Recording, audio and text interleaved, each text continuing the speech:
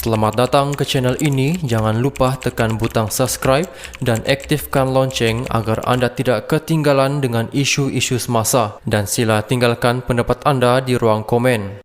Putrajaya, Datuk Seri Najib Razak menarik balik dakwaan rasuah terhadap Hakim Mahkamah Tinggi Datuk Muhammad Nazlan Muhammad Ghazali yang mensabitkan serta menjatuhkan hukuman penjara 12 tahun dan denda RM210 juta terhadapnya bagi kesalahan menyeleweng RM42 juta dana SRC International Sendirian Berhad.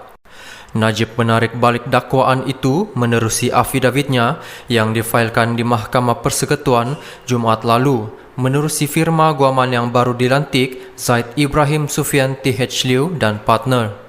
Menurut afidavit itu, Najib berkata, "Untuk rekod, saya secara mutlak menarik balik apa-apa tafsiran kepada apa yang saya nyatakan yang mungkin dianggap membawa maksud bahawa Yang Arif Muhammad Nazlan sudah disiasat atas kemungkinan rasuah."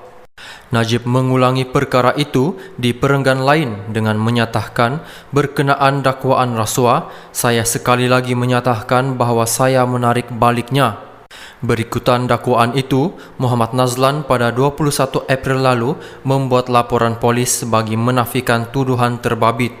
Laporan polis itu dibuat supaya siasatan di bawah Seksyen 500 Kanun Keseksaan, Seksyen 233 Akta Komunikasi dan Multimedia 1998 dan peruntukan undang-undang lain yang berkaitan dapat dijalankan.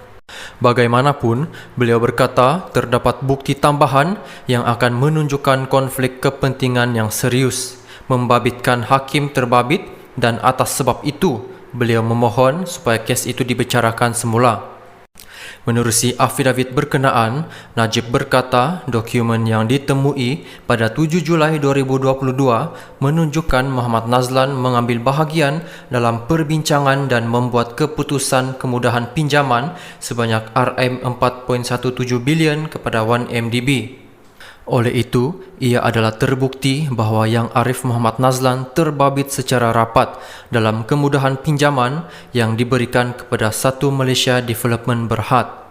Pembabitan Yang Arif Nazlan dalam transaksi yang diliputi dalam kes 1MDB dan persamaan antara kes itu dan kes SRC adalah faktor relevan yang menunjukkan konflik kepentingan dan sepatutnya menyebabkan penarikan dirinya sejak dari permulaan. Kegagalan untuk menarik diri walaupun Yang Arif sudah hilang kelayakan untuk menghakimi kes ini mewajarkan perbicaraan semula kes SRC, katanya.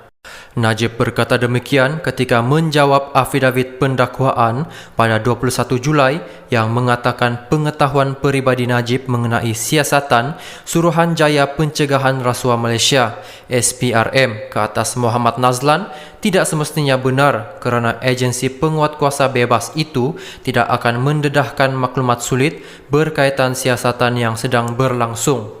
Pendakwaan baru-baru ini menyatakan dakwaan Najib terhadap Muhammad Nazlan yang kini Hakim Mahkamah Rayuan adalah percubaan terdesak untuk membatalkan perbicaraan kes itu.